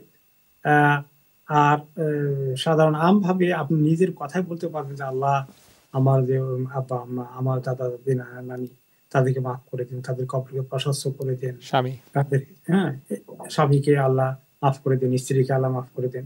যে এগুলো আপনি নিজের ভাষায় বলতে পারবেন, যেটা আছে যে তাদের ডান হাতে আমলনামা দেন, তাদের কবর আল্লাহ মাফ করে দেন, তাদের কবরকে জান্নাতের টুকরা বানিয়ে দেন, আল্লাহ জাহান্নামের আগুন থেকে তাদের রক্ষা করেন, তাদের হিসাব নিকাশ সহজ করে দেন, তাদেরকে জান্নাতের ফেরদৌস নসিব করেন। আপনি নিজের মতো করে বলতে পারবেন, অত ভালো দোয়া আছে ইনশাআল্লাহ। আর যাকাতের প্রশ্ন আসছে, ওনার অ্যাকাউন্টে 1000 পাউন্ড আপ ডাউন সবসময় করে, কিভাবে যাকাত দিতে হবে? যেদিন যাকাত আপনার অ্যানিভার্সারি হয়, আপনার যাকাত দেওয়ার হিসাব করা যে দিনটা আছে, ওই দিন বসবেন, বসে ওই দিন কত টাকা আছে সেই টাকার ওই দিনকার লেটেস্ট যেটা আপনার আছে হিসাব আছে, ব্যালেন্সটা আছে, ওইটার উপরে ভিত্তি করে দিবেন। কালকে ছিল এত, আবার নেমে গেছে, উঠে গেছে, আগামীকাল যা আবার নামবে উঠবে, ওগুলোর দিকে তাকানো দরকার নেই। যেদিন হিসাব করতে বসলাম ওই দিন লেটেস্ট ব্যালেন্স আমার কত আছে, ওইটার উপরে আপনি টাকা দিয়ে দিবেন। ওকে, এক্সেলেন্ট। আশা করছি স্পষ্ট হয়েছে। কিছু সময় আছে, আমরা একটু কল নিয়ে নিই। Inshallah, it's time for a break now. When we come back from the break, we'll inshallah be continuing with your telephone calls. দেখছেন আপনারা রমাদান এসেনশিয়ালস। আশা করছি আমাদের সঙ্গেই থাকবেন। RFC ডনেশন হটলাইন কিন্তু খোলা আছে। ফিরছি কিছুক্ষণের মধ্যে। দেখছেন আপনারা রমাদান এসেনশিয়ালস। অসংখ্য ধন্যবাদ। Thank you. আসসালামু আলাইকুম এন্ড ওয়েলকাম ব্যাক। দেখছেন আপনারা রমাদান এসেনশিয়ালস। আশা করছি আপনারা আমাদের সঙ্গেই আছেন। প্রচুর কলার লাইনে আছেন। আমরা কল নিয়েছি প্রথম সেগমেন্টে, জাযাকুমুল্লাহ খাইরান। এই সেগমেন্টে ইনশাআল্লাহ আমরা কল নেব, তারপরে যদি কোনো গ্যাপ থাকে তাহলে definitely will get into our discussions too. 028523411 হচ্ছে আমাদের স্টুডিও নাম্বার। পাশাপাশি RFC ডোনেশন হটলাইন কিন্তু খোলা আছে 02852316666। RFC রিলেটেড বা anything in general regarding the donation আপনারা ফোন করতে পারেন on RFC hotline. Account number at the bottom of your screen, and of course if you are a taxpayer and you can contribute using the gift aid too, then online link টা আপনার জন্য দেয়া হয়েছে স্ক্রিনে, justgiving.com/campaign/RFC 2025। Sheikh, আমরা call নিচ্ছি। আমাদের সঙ্গে আজকের অতিথি হিসেবে সঙ্গে আছেন জুমের মাধ্যমে শেখ আব্দুল কাইয়ুম, ইমাম অ্যান্ড খতিব অফ ইস্ট লন্ডন মস্ক। শেখ, আপনার কাছে আমি জানতে চাচ্ছি, আমরা কলে যাচ্ছি আরেকটি বিষয়। ঈদের যে ডিফারেন্স থাকে কোনো কমিউনিটির মধ্যে বা কিছু দেখা যায় কেউ আজকে ঈদ করছেন কেউ পরে ঈদ করছেন, একটু ক্লিয়ার করে দিতেন আমাদের জন্য যে এই কনফিউশনটা প্রতি বছর থাকে, প্রতি বছর আনসার দেওয়া হয়, ক্লারিফিকেশন দেওয়া হয়, তারপরেও সোশ্যাল মিডিয়া অনলাইন প্ল্যাটফর্মে দেখা যায় এটি একটি আননেসেসারি ডিসকাশন বা ডিবেটের একটি রূপান্তরিত হয়, মানে একটি রূপ ধারণ করে। আপনার নাসিহা। আসলে তো ফর্মুলা হিসাবে তো লোকাল সাইটিং, তারপরে অন্য দেশের সাইটিং, সবগুলো শরীয়তের গ্রহণযোগ্য ফর্মুলা আছে, কোনোটাই রং না। কিন্তু আরেকটা হাদিস আছে যেটা সবাই অনেকেই মিস করে থাকেন, সেটা হচ্ছে সাওমুহুম ইয়াওমা ইয়াসুমুন ওয়া ফিতরুহুম ইয়াওমা ইফতারুন ওয়া দুহাহুম ইয়াওমা ইউদাহুন। এখানে একটা ইউনিটির খবর দিয়েছেন রাসূলুল্লাহ সাল্লাল্লাহু আলাইহি ওয়াসাল্লাম হাদিসের মধ্যে, যে আমাদের সমাজে যারা মুসলিম আছে এক সমাজে, তারা সবাই একদিনে ঈদ করবে, একদিনে রোজা রাখবে, একদিনেই তারা কোরবানির ঈদ যাপন করবে। তো এই যে বিভিন্ন ফর্মুলা থাকলেও উম্মতের ঐক্যের স্বার্থে, ইউনিটির স্বার্থে, ইত্তেহাদের স্বার্থে আমরা একে অপরের মতকে গ্রহণ করে মেজরিটির দিকে যায়, আমরা যেন সেই দিকে থাকি, এইটাই ওই হাদিসের গুরুত্ব দেওয়া হয়েছে। কিন্তু অনেকে আসলে আনফরচুনেটলি এটাকে মিস করেন এবং একই দেশে একই পাড়ায় পাশাপাশি আপনার একদিন আগে পরে ঈদ বা রোজা শুরু করেন। এটা আসলে একটা রং প্র্যাকটিস, এটা ঠিক নয়। মেজরিটি যেদিকে আছে, যদি তারা টোটালি রং না হয়ে থাকে, তাহলে সেটার দিকে আমরা সবাই থাকা উচিত। ওকে, এক্সেলেন্ট। আরেকটি কমন প্রশ্ন এটি এসেছে, যেহেতু রমাদান শেষের দিকে, জাস্ট টু ক্লারিফাই, কিছু মসজিদে হচ্ছে ডিফারেন্ট স্টাইলে বিতর সালাত আদায় করা হচ্ছে, মানে একই রমাদানে প্রতি রাতে হয়তো different style depending on perhaps guest ইমাম ও গেস্ট মাশায়েখ এক্সেট্রা, বা লোকাল ইমামরা হয়তো কমিটি মেম্বার বা মসজিদ হয়তো মানুষদেরকে শিক্ষা দিতে যাচ্ছে যে আলহামদুলিল্লাহ there is more then one way to pray সালাতুল বিতর। এটা কি ঠিক আছে, না প্রতি রমজানে অ্যাটলিস্ট একটা স্টাইল বা একটা মেথড ফলো করাটা উত্তম? না, মানুষের জ্ঞান তো সীমাবদ্ধ ছিল। মক্তবে আমরা যখন পড়েছি তখন একটা ভেরি লিমিটেড জ্ঞান ছিল, অন্যভাবে যে পড়া যায় এটা আমরা জানতামও না। তো হাদিস যেহেতু এখন জানার সুযোগ বেশি হয়েছে, মিডিয়ার মাধ্যমে আরো বেশি জানা যায়, লেখাপড়া করে আর জানা যায়, সেই হিসাবে যদি একাধিক প্র্যাকটিস যেগুলো সুন্নতের মধ্যে আছে, রাসূলুল্লাহ সাল্লাল্লাহু আলাইহি ওয়াসাল্লাম পড়েছেন, তিনি সেগুলোকে আমল করা দরকার। তিনি 2 রকম পড়েছেন, পরিষ্কার রিওয়ায়াত আছে। তিনি নিজে একরকম পড়লেই পারতেন, কেন 2 রকম পড়েছেন? তিনি 3 রাকাত একসঙ্গে পড়েছেন, মাঝখানে 2 রাকাত পরে বসেননি। এটা সহিহ, ওনার অ্যাকশন গুলো একদম সুন্নতে বর্ণনা করা আছে। আবার আরেকটা হলো যে 2 রাকাত পরে সালাম ফিরিয়ে দিয়েছেন এবং পরে উঠে 1 রাকাত কমপ্লিট করেছেন। এটাও সহিহ সুন্নাত প্র্যাকটিস ওনা থেকে পাওয়া গেছে। আর আমরা যেটা আমাদের উপমহাদেশে চলে আসছে হানাফি মাযহাবে, সেটার পক্ষে তিনি নবী করিম সাল্লাল্লাহু আলাইহি ওয়াসাল্লাম ওই তরিকায় পড়েছেন কোনো হাদিস পাওয়া যায়নি। বরঞ্চ একটা হাদিস পাওয়া গেছে যে আল মাগরিবু বিতরুন নাহার, মাগরিব হচ্ছে দিনের বিতর। এবং এই হাদিসটি আসলে খুব সহিহ নয়, দঈফ হাদিস। কিন্তু তার অর্থটা হচ্ছে মাগরিব হচ্ছে দিনের ভিতর, তো দিনের ভিতর হচ্ছে মাগরিব, তাহলে রাতের ভিতরও তাই হওয়ার কথা, একই রকম দোনো ভিতর হবে, রাতের ভিতরে তাহলে মাগরিবের মতো হবে। এই আইডিয়াটা নিয়ে হানাফি মাযহাবে ফতোয়া হয়েছে, যেভাবে আমরা আমাদের দেশে পড়ে এসেছি। এই দিক থেকে আসলে এটা একটু দুর্বল ফতোয়া। যেহেতু আর একটু মজবুত ফতোয়া আছে এবং সুন্নতের প্রমাণ সহকারে আছে সহিহ হাদিসে, সেটা আমল করা হয়ে গেলে তো আরো উত্তম। এখন একই মসজিদে যদি একাধিকবার করে for the sake of exercising knowledge, there is no objection. ইমাম যেভাবে পড়বেন আমরা সবাই তাকে ফলো করব। ইন্নামা জুইআল ইমামু লিইউতাম্মা বিহি, ইমাম বানানো হয়েছে তাকে ফলো করার জন্য। তিনি কোন মাযহাবের এটা জিজ্ঞাসা করে কনফার্ম হওয়ার কোনো দরকার নেই। তিনি যেভাবে ভিতর পড়ছেন আমাকে হাদিসে তাকে ফলো করতে বলা হয়েছে। That's all. আচ্ছা, ঠিক আছে ইনশাআল্লাহ। আর কোনো ইমাম যদি একটি পার্টিকুলার মাযহাব ফলো যদি করে থাকেন, বাট যদি কমিউনিটির স্বার্থে উনি যদি ডিফারেন্ট স্টাইলে ভিতর সালাত পড়েন, তার মানে তো ওনার সালাতটা মানে নষ্ট হয়ে যাচ্ছে না তো? না, এটা তো সহিহ সুন্নাত, বরং ওটা আরো সহিহ সুন্নাত অনুযায়ী আদায় হওয়ার কারণে আরো উত্তম হয়েছে। ওকে, এক্সেলেন্ট ইনশাআল্লাহ। আচ্ছা, নেক্সট করার যাওয়ার আগে আরেকটি ইম্পর্টেন্ট বিষয় যেটি আমার কাছে আসছে অফেয়ারে, আমরা সাধারণত আপনারা মানে উলামারা বলেন যে সুন্নাহ বা নফল ইনক্লুডিং তাহাজ্জুদ একা পড়া দরকার, একা মানে আল্লাহর সাথে কনভারসেশন কমিউনিকেশন মানে দরকার, এবং এমন ইবাদা এটা যে এটা মানুষ যেন না জানে, ইভেন নিজের স্ত্রীও যেন না জানে, মানে একদম কোয়াইটার প্লেস কোয়াইটার টাইম থাকা উচিত। কিন্তু আবার অন্যদিকে দেখা যাচ্ছে সেই কিয়ামুল লাইলের আবার কিন্তু প্রকাশ্যে মার্কেটিং চলছে, অ্যাডভার্টাইজমেন্ট চলছে, ইনক্লুডিং যে আজকে অমুক বড় কারি আসবেন বা অমুক বড় শেখ আসবেন। তাহলে how do you balance the both approach? একটা হলো যে রাসূলুল্লাহ সাল্লাল্লাহু আলাইহি সাল্লাম তিনি সবসময় কিয়ামুল লাইল একা একাই করেছেন। তিনি কখনোই মসজিদে এসে লোকদেরকে আহ্বান করেননি, জামাতবদ্ধভাবে করেননি। আচ্ছা, ওনার জীবনের শেষের দিকে শুধুমাত্র রমাদানের কিয়ামের ক্ষেত্রে তিনি এক রাত্রে পড়লেন, যে সাহাবীরা ছিল জয়েন করলো, পরের দিন আরো কিছু, তারপরে আসলে আরো কিছু সাহাবী অ্যাড হলো, তারপরের দিন আরো কিছু সাহাবী এসে আরো বড় জামাত হয়ে গেল। কিন্তু তখন তিনি কোনো অ্যানাউন্স করেননি এবং বলেননি যে এখন থেকে বাকায়দা জামাত কায়েম হয়ে গেল, কোনো এইরকম অ্যারেঞ্জমেন্ট করেননি। 4 নম্বর রাতে, কোনো কোনো রিওয়ায়াতে 5 নম্বর রাতে তিনি আর মোটেই আসেননি। আচ্ছা, তো এবং তার অর্থ তিনি সবাইকে একলা পড়তে ছেড়ে দিয়েছেন। এখন আমরা জামাত কোথায় পেলাম? জামাতের এই রেগুলার কনসেপ্টটা তৈরি হয়েছে সাহাবাদের সময়। নবী করিম সাল্লাল্লাহু আলাইহি ওয়াসাল্লাম যেহেতু 3-4 দিন পড়েছেন, ওখানে এটার এক্সাম্পল এবং পড়ার বৈধতা পাওয়া গিয়েছে। তিনি এটা এই জন্য করেননি যে তিনি যদি বাকায়দায় জামাত করেন যেভাবে আমরা করি, তাহলে আল্লাহ তাআলা এটাকে ফরজ করে দেন কিনা, এই আশঙ্কার কারণে তিনি এটা করেননি। তো ওনার ইন্তিকালের পরে ওমর রাদিয়াল্লাহু আনহু যখন খলিফা, তখন তিনি মসজিদে এসে দেখলেন যে কেউ কেউ একাধিক জামাত করতেছে, কোনো জায়গায় 5 জন, কোনো জায়গায় 10 জন। তিনি সবাইকে মিলে এক জায়গায় জামাত করে দিয়ে ইমামও ঠিক করে দিলেন। তামিম আদ-দারি রাদিয়াল্লাহু আনহু এবং উবাই বিন কাব রাদিয়াল্লাহু আনহুকে 2 জন ইমাম ঠিক করে দিলেন, এবং তারা তখন থেকেই বাকায়দা জামাতের সাথে এই নামাজ পড়া শুরু করে দিলেন। তারাবি বা কিয়ামুল লাইল, সেটা কি তাহাজ্জুদ ছিল না তারাবি ছিল? নবী করিম সাল্লাল্লাহু আলাইহি ওয়াসাল্লাম যে সময়টা হাজির হয়েছিলেন, সেটা আসলে কিন্তু তাহাজ্জুদের টাইম ছিল। যারা বিশেষজ্ঞ হাদিস শাস্ত্রের ব্যাপারে তারা বলেছেন ওই টাইমটা earlier stage of the night ছিল না, বরঞ্চ সেটা মিড নাইটের পরে ছিল, মানে শেষ রাতের দিকেই ছিল। তো ওইটার দলিল বরঞ্চ বেশি। তারপরে এখন কিয়ামুল লাইল কিন্তু মূল একটা জিনিস, প্রথম রাত্রে করেন আর শেষ রাতে করেন, উভয়টাই কিয়ামুর রমাদান। তো একটা নাম দিয়েছি আমরা তারাবি, কোনো হাদিসে তারাবি শব্দ বলতে কোনো নামগন্ধ কিছু নেই। তাহাজ্জুদের কথা কোরআন হাদিসে আসছে, কিন্তু মূল আসছে কুমিল লাইলা ইল্লা কালিলা, এসব কিছুতেই কিয়ামুল লাইল কথাটাই বেশি এসেছে। কাজেই সকালবেলা মানে প্রথম রাতের অংশে পড়লি তারাবি আমরা বলি।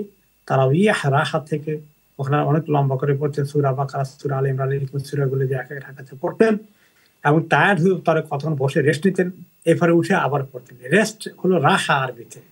এই রাহা থেকে তারাবি শব্দটা নাম এসেছে। ইট ইজ পার্ট অফ কিয়ামুল লাইল। আবার তাহাজ্জুদটাও পার্ট অফ কিয়ামুল লাইল। তো দুটোই আসলে কিয়ামুল লাইল, এবং এটা আপনি চাইলেই জামাতে করতে পারবেন। মসজিদের মধ্যে তিনি করেছিলেন কয়েকদিন, এবং সাহাবারা পরবর্তী পর্যায়ে করেছেন। এটা প্রমাণ যে তাহাজ্জুদকে জামাতে করতে চাইলে করতে পারে, বিশেষ করে রমাদান মাসে। আর অন্যান্য মাসে এটা ঠিক, তখন আর এরকম বাকায়দা জামাত করা ঠিক নয়। তখন আমরা নিজেরাই প্রত্যেকেই একান্তভাবে নিজের ঘরে ইবাদত করব। তাহলে রমাদানে আর নন রমাদানে পার্থক্য আছে, এটাকে ক্লিয়ার হলো কিনা? এক্সেলেন্ট। তার মানে এইটাও বৈধ, যারা মসজিদে এরকম মানে অ্যানাউন্স করে বা কিয়ামুল লাইল পড়ছেন বা করছেন, এটাও সঠিক আছে তাহলে? ঠিক আছে, রমাদানের দিনে ঠিক আছে। রমাদানের পরে করতে গেলে ওলামায়ে কেরাম নিষেধ করবেন, রমাদানের পরে বাকায়দা ইন্তজাম করে করা ঠিক না। কিন্তু কেউ যদি একজন মসজিদের মধ্যে আসেন, কিছু লোক একজন নামাজ শুরু করে দিলেন, বাকি পিছনে জয়েন করলো, জামাতে জায়েজ আছে। কিন্তু আনুষ্ঠানিক ভাবে ইন্তজাম করা, অ্যানাউন্স করা ইত্যাদি রমাদান সামানের সময় এটা ঠিক হবে। ঠিক আছে, ওকে, এক্সেলেন্ট। আশা করছি স্পষ্ট হয়েছে। Let's move on now to our collars. আসসালামু আলাইকুম। হ্যালো, আসসালামু আলাইকুম। ওয়ালাইকুম আসসালাম। আসসালামু আলাইকুম। জি, ওয়ালাইকুম আসসালাম। জি, এখন আপনার প্রশ্ন? হুজুরের কাছে দুইটা প্রশ্ন আমার। জি, আমার 28 তারিখে ইয়া বেতন হামাইব, যাকাত যদি আজকে আদায় করিলে খাইল যেন আমার ব্যাংক ইয়া বেতন হামাইব, এগুন তো রূপে যাকাত আইব না। আচ্ছা, আপনার যাকাতের ডেট কোন দিন? আমিও প্রত্যেকবার রোজার দেই। না না, আমি এটা জিজ্ঞাসা করছি না, আপনি একটা ডেট নির্ধারণ করছেন নি? ওগুলা 27 দিন দেই। আচ্ছা, 27 মানে প্রত্যেক বছর 27 দিনও আপনি আপনার যাকাত ক্যালকুলেট করেন, ও তো ঠিক আছে তো? ওকে, এখন 28 তারিখ মানে আগামী খাইলাই আপনার স্যালারি হোক বা যেটা হোক একটা আপনার ব্যাংকে ঢুকবো, এখন আপনি জাকাত দিতে আগে দিতে না, ও তো জানতে চাইরা। ওকে, ঠিক আছে ইনশাআল্লাহ। আর একটা প্রশ্ন জি হুজুরের কাছে, যেটা এখন আমার আত্মীয় আছে তাই নাকি কোনো খাম কাজ করেন না, তান খালি গরর বিটা ওখানে আছে আর এমনি কোনো জায়গা জমি সম্পত্তি খাম কাজ কিতা লাই করেন না? আমি জানতাম না, তাই বাংলাদেশও তো তাই জাকাত খাইতে পারবানি। বুঝছি, তো এটা আচ্ছা, বাট আপনি জানেন না কিতা লাই খাম কাজ করেন না? তাই কিছু করেন না, তার মা বাবাও নাই, বউ বাচ্চাও নাই, কেউ নাই। ওকে, তাই ইচ্ছাকৃতভাবে কিচ্ছু করেন না? এগুলা ইচ্ছাকৃতভাবে কি অসুস্থ এখানে আমি পুরা শিওর জানি না। আপনি জানেন না? ওকে, ঠিক আছে ইনশাআল্লাহ। বাংলাদেশে সবও খালি কই আমরা জাকাতল দুকা, বাট নিজে না জানিয়া দিতে যেমন ডর করে, এর লাগে আমি হুজুরের কাছে প্রশ্ন করলাম যে তাই না একবারে বেকার খুঁজি খুঁজি আমার সরকার বুঝছি, বাট দিলে হইব। বাট আপনি জানেন নি তাই 100% জাকাত খাওয়ার উপযুক্ত, এটা আপনি কইছেন জানেন না? আমি জানি না, আমি জানি কোনো টাকা জমি না, খালি গরর বিটা। বুঝিলিছি ইনশাআল্লাহ। ওকে, ঠিক আছে, না বললাম শেখে উত্তর দিলেন ইনশাআল্লাহ। জি শেখ, জাকাতের প্রশ্ন। জি, প্রথমটা ছিল ফার্স্ট পার্টটা। জি, 27 তারিখে উনি নরমালি প্রথমে বলেছেন যে উনার রমজান মাসে দেন, পরে আমি যখন জিজ্ঞেস করেছি উনি ক্লারিফাই করেছেন যে 27-এর দিনে উনি দেন। তাহলে এখন 27-এর দিনে উনি জাকাত ক্যালকুলেট করছেন। 28 তারিখ কিন্তু যেহেতু এবার গ্রিগরিয়ান ক্যালেন্ডারের সঙ্গে ম্যাচ আছে রমাদানের, মনে করেন আগামীকাল ওনার স্যালারি 80 ঢুকবে, তাহলে কি এইটা কি অন্তর্ভুক্ত করবেন পরের দিন, না এটা আগামী বছর চলে যাবে? 27 তারিখে যখন আসেনি, যদি এসে যায় কোনো কারণে, তাহলে আপনি আপনার লেটেস্ট ব্যালেন্সে ওটা অ্যাড হবে। আর যখন 27 তারিখে আপনি হিসাব করতেছেন অথচ বেতন আসবে 28 তারিখে, ওইটা আপনি ঢোকানোর দরকার নেই। আচ্ছা, ঠিক আছে ইনশাআল্লাহ, স্পষ্ট হয়ে আছে। আর আরেকজন হচ্ছে উনি বলেছেন আত্মীয় বেকার, বাট কেন বেকার উনি বলতে পারছেন না। এটা দেখতে হবে যে আসলে বেকারদেরকে তো কাজের জন্য উৎসাহিত করা ভালো, তারপর যদি তাদের কোনো বেসিক নিড মেনটেন করতে কষ্ট হয় তাহলে জাকাত নিতে পারবে। সেটা হলো যে বেসিক নিড বলতে কি, জীবনের মৌলিক প্রয়োজনগুলো হলো খাবার, পরনের কাপড়, তারপরে আপনার ঘরের মধ্যে মাথা গোজার মধ্যে একটা ঘর থাকা, এরপরে চিকিৎসা করার জন্য দরকার টাকা পয়সা থাকা, এরকম এগুলো কোনো একটা যদি কমতি থাকে ওনার, তাহলে তিনি বেসিক নিডকে মিস করছেন বিধায় তিনি আপনার ফকির বা মিসকিনের ক্রাইটেরিয়াতে পড়বেন, তাহলে উনি জাকাত খেতে পারবেন। তা আপনার কথার দ্বারা যতদূর বুঝতে পেরেছি যে উনি কাজ করেন না, হয়তো লেজি হয়ে করেন না, তারপরে যদি লেজি হয়ে কাজ না করে এটা একটা খারাপ জিনিস, তারপরে যদি এখন শেষ পর্যন্ত কষ্ট করে তাহলে সে জাকাত খাওয়ার উপযুক্ত হয়ে যায়। বেসিক নিড কোনো একটা মিস করে, যদি যেগুলো একটু আগে বললাম এগুলো কোনো মিস করে কিনা কিছু দেখেন, তাহলে তিনি জাকাত খাওয়ার উপযুক্ত আছেন, দিতে পারবেন। জি ইনশাআল্লাহ। তার মানে উনি যেহেতু শিওর না জাকাত খেতে পারবেন কি খেতে পারবেন না, এমত অবস্থায় কি জাকাত দেওয়া যাবে না? এটা চেক করে দেওয়া দরকার আছে। কিছু আমাদের দেশের লোকেরা শুধু নিতে পারলেই হয়েছে, এই জন্য এটাকে মিসইউজ যাতে না হয়ে যায় আপনার একটু মিনিমাম চেক করা দরকার। ওকে, আসলে তিনি জাকাত খাওয়ার উপযুক্ত কিনা। ঠিক আছে ইনশাআল্লাহ, অসংখ্য ধন্যবাদ। আশা করছি আপনার কাছে স্পষ্ট হয়েছে। Next caller. আসসালামু আলাইকুম, শুনছি কথা বলেন। আসসালামু আলাইকুম। আসসালামু আলাইকুম। ওয়ালাইকুম আসসালাম। জি, প্রশ্ন করুন। জি, আমি একটা কোয়েশ্চন জানতাম চাইছিলাম। জি, আমরা ধরো জহাতর বিষয় কি বুঝিনি। জি, আমরা আমরা রেন্টি ঘর আছে বুঝিনি। উদ্দেশ্য নেই। জি, উদ্দেশ্য রেন্টি ঘর আছে। এখন রেন্টি ঘর আমরা দিন জহাত আরেকজনে কইলে আমরা রে ও দিন আমরা দিন জহাত দিতাম যে পয়সার উপরে আর কি। আমরা ও রেন্ট চন্দ্র মাসের কইলা 12 মাসের যেগুন যায় মর্গেজ যায় যেগুন ওগুন বাদ দিয়া তো দেখতাম বলে যত রয়। আচ্ছা, মানে আপনি আচ্ছা ঠিক আছে, আপনি জানতে চাইরা আপনার তো মানে বাই টু লেট ঘর আছে, জাকাত কিলা দিতা? জি, জাকাত নাই। ধরো আমার গেছে এখন বাই টু লেটের ঘরের মর্গেজ আছে, আর একজনে কইলা আর মেসাবে কইলা দিন আমরা জাকাত আমরা গেছে যেগুন আছে ওগুন আমরা ওদিন মর্গেজ যায় 12 মাসের হিসাব করিয়া তো বাদে ওগুন কাট করিয়া তো বাদে দিতাম। ও আচ্ছা, আপনি জানতে চাইরা কিলা জাকাত দেওয়া হয়তো যদি মর্গেজ থাকে। বুঝছি, ঠিক আছে। জি, মর্গেজ থাকে। আমরা কিছু ধরো পয়সা আছে বুঝছি কিছু, এখন এগুন আমরা 12 মাসের বেলে মর্গেজ যত যা পেমেন্ট মাস ওগুন বাদ দিয়া তো গিয়া বাদে আমরা যে হতাম। বুঝছি, বুঝে লেছি আমি। আপনি বেসিক্যালি জানতে চাইরা আপনার বাই টু লেট ঘর আছে, মর্গেজ আছে, আপনি জাকাত কিলা আদায় করতা? জি, ঠিক আছে। মর্গেজ থাকে স্পষ্ট হয়েছে। ঠিক আছে, আমরা স্পষ্ট হয়েছে, স্পষ্ট হয়ে গেছে, আমরা বুঝে লিছি, প্রশ্ন পাইলিছি ইনশাআল্লাহ। আর প্রশ্ন করা লাগতো না ইনশাআল্লাহ। শেখ জি, ওই এটা ঋণ শোধের মতো আর কি। ঋণ শোধ, মর্গেজ পে করা, যদিও মর্গেজ বা ইন্টারেস্ট দিয়ে কিনা ঠিক হয় না। যাই হোক, এখন ম্যাক্সিমাম 12 মাসের যেটা পে করবেন ওই টাকাটা মূল জাকাতের মূল অ্যামাউন্ট থেকে ডিডাক্ট করে তারপরে বাকিটা জাকাত দিতে পারবেন, এরকম ফতোয়া আছে। এটা আপনি আমল করতে পারবেন। This is right. ওকে, ইনশাআল্লাহ আশা করছি আপনার কাছে স্পষ্ট হয়েছে। তারপরে যদি আরো বিস্তারিত জানতে চান ফোন করতে পারেন 02523 নেক্সট কলার। আসসালামু আলাইকুম, শুনছি কথা বলুন। আসসালামু আলাইকুম। জি, টিভি ভলিউমটি কমিয়ে ফেলুন, সরাসরি টেলিফোনের মাধ্যমে কথা বলুন। আসসালামু আলাইকুম, শুনছি আপনাকে স্পষ্ট। জি ওয়ালাইকুম আসসালাম। জি হক, আপনার প্রশ্ন? আমার প্রশ্নটা হইল যে আমার এক আত্মীয়, আমার মামাই লাগবে, আপন মামা, ওনার 3-4 কেয়ার জায়গা আছে বাংলাদেশে। 3-4 কেয়ার জায়গা আপন মামার আছে? ওকে, জি, একটা ঘর আছে। ঘর আছে, কিন্তু ওনার 2 ছেলে আছে, 2 ছেলে কাজ করে না। উনি আবার বয়স্ক, 70-75 বয়স। 2 ছেলে আছে, কাম করেন না। ওকে, বুঝছি। লেজি, হয়তো খাইয়া খাইতে চায়, ভালো ইয়ে করতে চায় না, মানে তারা কাম করতে চায় না, করতে চায় না। ওকে, বুঝছি, ঠিক আছে। Whatever you want. ওকে, বুঝিয়েছি। মাঝে মাঝে বাপর সাথে যোগাযোগ রাখে, মাঝে মাঝে যাই গিয়ে ভাষা কথা করি। জানতা কিতে চাইরা আপনি যাকাত খাওয়া যাইব নি? জাকাত খাওয়া যাইব নি, 1 নম্বর। 2 নম্বর প্রশ্নটা হইল যে আমরা তো রাব্বির হামুমা কামার রব্বান সাগীরা মা ফুলাই দোয়া করি। দাদা দিন না নি সবরে কিতাব আলাদা আলাদা কইয়ে দোয়া করা লাগবে নি, না নাম ধরি না, বা চাচা চাচি মা মামি শ্বশুর শাশুড়ি, না কোনো একটা স্পেসিফিক দোয়া কালেক্টিভলি করা যাইব তার লাগে? বুঝছি আমি, ঠিক আছে। আর কোন প্রশ্ন? জি না, thank you. Okay, thank you. ওয়ালাইকুম আসসালাম। জি, জাকাতের আবার প্রশ্ন চলে আসছে।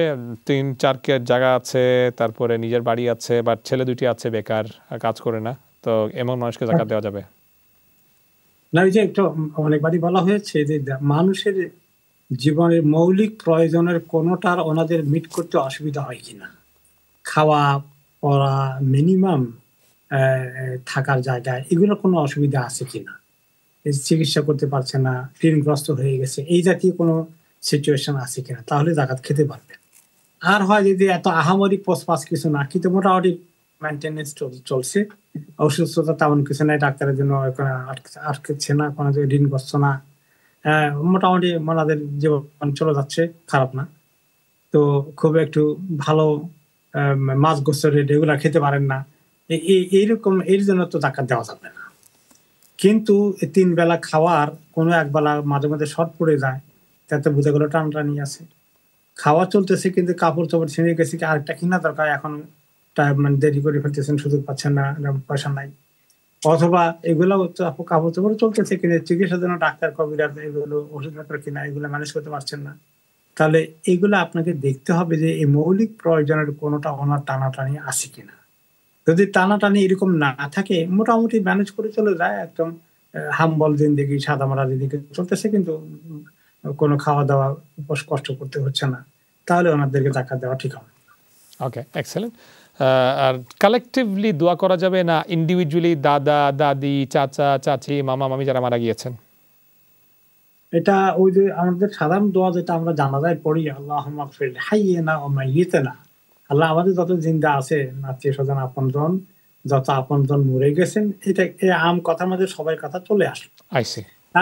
তারপরে আবার এসেছে যে মা বাবার জন্য খাস করে কোরআনে পাকে এসেছে রব্বির হামহুমা কামা রাব্বায়ানি সগীরা, এটা বলতে পারি। ছেলে মেয়ের জন্য খাস দোয়া এসেছে রব্বানা হাবলানা মিন আজওয়াজিনা যুররিয়াতানা কুররাতা আইউন ওয়াজআলনা ইমামা। তো এগুলো কিছু খাস এসেছে, বাকি আম দোয়ার মধ্যে ওগুলা সব শামিল হয়ে যায়। তারপরে আপনি যদি চান যে আল্লাহ আমার দাদা দাদি, নানা নানি, চাচা চাচি, খালু খালু, খালা, ফুফু ফুফা, মামা মামি, ভাই বোন, আপনি এভাবে যদি বলতে চান, এটাও জায়েজ আছে। লম্বা দোয়া করলে বরঞ্চ আমগুলা বলার পরে খাসগুলো একটু বিস্তারিত বলা আরো সুন্দর। No objection. ওকে, এক্সেলেন্ট, জাযাকাল্লাহু খাইরান। আশা করি স্পষ্ট হয়েছে। Next caller. আসসালামু আলাইকুম।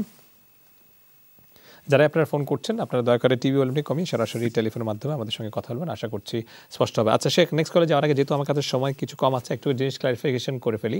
এই জাকাত রিলেটেড আজকেও পেয়েছি, এবং এই রমাদান মাস শুরু হয়েছে, আলহামদুলিল্লাহ অনেক জাকাতের প্রশ্ন এসেছে। ইনফ্যাক্ট রমাদান এসেনশিয়াল যখন থেকে শুরু হয়েছে, যখনই এই জাকাতের প্রশ্ন আসছে, আমরা এখনও কিন্তু শিওর না যে জাকাত কাকে দেওয়া যাবে। জাস্ট বিকজ উনি কাজ করছে না, জাস্ট বিকজ ওনার মধ্যে মানে বাচ্চারা কাজ করছে না, হয়তো কেউ বলবে আউট অফ লেজিনেস এক্সেট্রা, আমি জাকাত দিয়ে দিব কিনা, আর হুট করেই জাকাতেই প্রথমে চলে যায়, কিন্তু আমার নিজের আপন বোন, আপন ভাই, এটা কি ঠিক, মানে কিভাবে এটাকে অ্যাড্রেস করি আমরা? আসলে আল্লাহ তাআলা বলেছেন তোমার আত্মীয় স্বজনকে তাদের হক আদায় করো।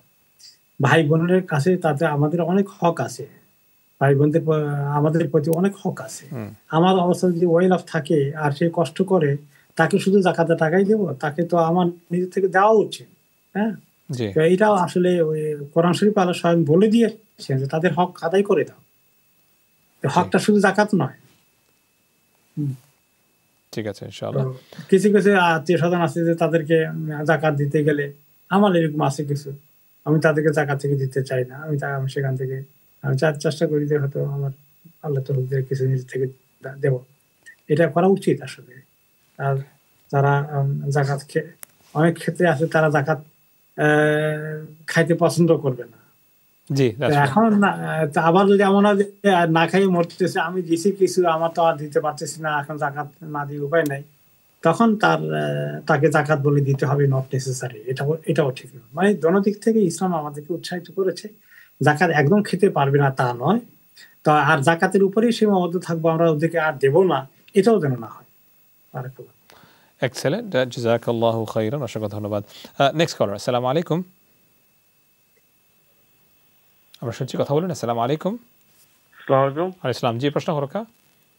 জি ভাই, আমার শেখর কাছে দুইটা কোয়েশ্চন প্লিজ। জি, ওকে। ও প্রথমত আমরা এখন তো মানতে সমাধান বা আমরা সমাজে একটা টেন্ডেন্সি দেখবা যে যদি আমরা কেউ গোল লইতাম পারি যে কনভেনশনাল মর্গেজে এরার একটু আপার লেভেলে দেখা যায়, যেমন দরকার ফ্রেন্ড বন্ধু বা আত্মীয় স্বজন আমরা আছি, যদি স্বভাবত আইয়ে যে তুমি কি তা করছো, গোল লইতে পারছো না, মানে গোল লইলে আপনি একটু ধনী বা একটু ক্লাস পরিবর্তন হয়ে যায়, বুঝছি আমি। আপনি জানতে খেতে চাই না ইগুতা টেন্ডেন্সি যে আমি জানতে চাইলাম যে ইগুতা আসলে আমি আরো জনকে এনকারেজ করলাম যে আপনি কনভেনশনাল মর্গেজে কোর একটা লোক আর না, আপনার কোনো দাম নাই। বুঝিলিছি। সেকেন্ড কোয়েশ্চন হইলো ওই যে আমরা তারাবি যাই বা কিয়ামুল লাইল যাই, বেশিরভাগ সময় আমরা দেখা যায় মসজিদ থেকে বার হইয়া আমরা খালি মিঙ্গিলিং করি, আর বেশিরভাগ সময় আমরা ব্যাক বাইটিং বা স্লান্টারিং করি। তো একটা মানে ইসলামে কিতা হয়, আমরা মসজিদও যাইরাম, আবার মসজিদ থেকে বারোই মানে আমরা যাইরাম ও ফ্রেন্ড বন্ধু যদি তখন তো একটু বেশি যাই ফ্রেন্ড বন্ধুর লগে কফ করবার লাগি। গোটা ইসলামে কিতা হইছে প্লিজ আমার একটু বুঝছি। জাস্ট একটা প্রশ্ন, আপনার নিজস্ব ঘর আসেনি? জি না। ওকে, বুঝছি, স্পষ্ট হয়েছে ইনশাআল্লাহ। শেখে উত্তর দিতে সহজ হবে ইনশাআল্লাহ। অসংখ্য ধন্যবাদ। আর কোনো প্রশ্ন আসেনি? ঠিক আছে, ওয়ালাইকুম আসসালাম ওয়া রাহমাতুল্লাহ। যিনি প্রশ্ন করেছেন তার নিজস্ব ঘর নেই, এবং আমাদের সমাজে সুবহানাল্লাহ যার ঘর আছে তাকে কিন্তু অন্যভাবে মানে মূল্যায়ন করা হয়। তাহলে এই যে আমরা এনকারেজ করছি ডাইরেক্টলি বা ইনডাইরেক্টলি যে ঘরের মালিক হতে হবে through mortgage, how do we make people understand? Sheikh, কয়েকদিন আগে আমার স্টুডেন্ট এখানে আমার ক্লাসে বসেন, তো সে বাচ্চারা বললো সে খুব সৎ ছেলে, ভেরি প্র্যাকটিসিং, আলহামদুলিল্লাহ। তো তার বাবা তাকে বলতেছে যে কাউন্সিলের ঘরে থাকে যে ঘর কেন, সবাই ঘর কিনছে, সবাই ঘর কিনতেছে, তাদের ছেলে মেয়েরা ঘর কিনে, তুমি করো না, আমার মানুষ থাকে না, ঘর কিনো না, তুমি শুধু ঘর কিনো, মর্গেজে যাও। তো ছেলে তো কিছুতে যাবে না, আমার কাছে পরামর্শ চাইলো। এই যে মানুষের বুঝের কমতি, সুবহানাল্লাহ। আচ্ছা, এখানে একটু ক্লারিফাই করি, বাবা এনকারেজ করছে ছেলেকে সুদে যাওয়ার জন্য, আর ছেলে বলছে যে যাবো না। সুবহানাল্লাহ।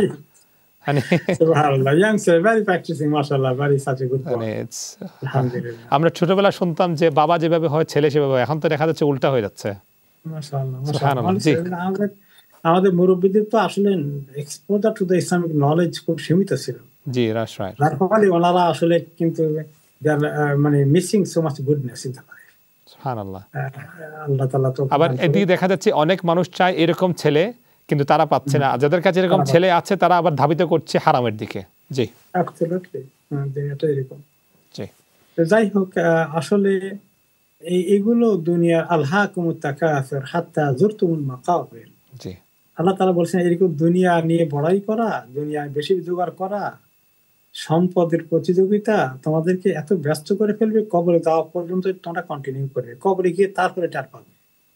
জি, তো এই যে হারাম তরিকায় মর্গেজে বাড়িঘর করে বড়লোক হওয়ার চিন্তা এবং সম্মান বাড়ানোর চিন্তা, এগুলো ভেরি ম্যাটেরিয়ালিস্টিক দুনিয়াদারি চিন্তা, এগুলোর সঙ্গে দিনের কোনো সম্পর্ক নাই, দিনের বিপরীত চিন্তা এগুলো। নবী করিম সাল্লাল্লাহু আলাইহি ওয়াসাল্লামের বাড়িঘর কেমন ছিল? ওনার বাড়িঘর আরো অনেক হাম্বল ছিল, আরো অনেক অসহায়ের মতো তিনি ছিলেন। মানে কি বলেন, অসহায় বলতে ঠিক না ওনাকে, কিন্তু উনি ভেরি হাম্বল লাইফ মেনটেন করেছেন। এত হাম্বল লাইফ দিয়ে ওনাকে কেউই মানে এই হাম্বল লাইফের কারণে সম্মান কমে গেছে ওনার, এটা কখনোই তো হয়নি। বরঞ্চ উনি আল্লাহ তাআলা ওনাকে দুনিয়া মানে সমস্ত পৃথিবীর সবচেয়ে বড় সম্মানিত, সমস্ত সৃষ্টি সম্মানিত করেছেন। তো এই সম্মান কি এটা দিয়ে হয়?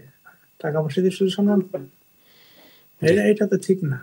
বস্তুগত জিনিসগুলো দিয়ে মানুষের সম্মান বিবেচনা করা এটা একেবারেই মানে এক ধরনের বোকামি। মানুষের পরিচয় হবে তার ব্যক্তিত্ব, তার দিনদারি, তার আখলাক, তার মামলা, তার সুন্দর আচার আচরণ, শিষ্টাচার, এগুলো হলো মানুষকে মানুষ বানায়। ওয়ালাকাদ কাররামনা বনি আদম, আল্লাহ তাআলা বনি আদমকে সম্মানিত করেছেন এগুলো দিয়ে।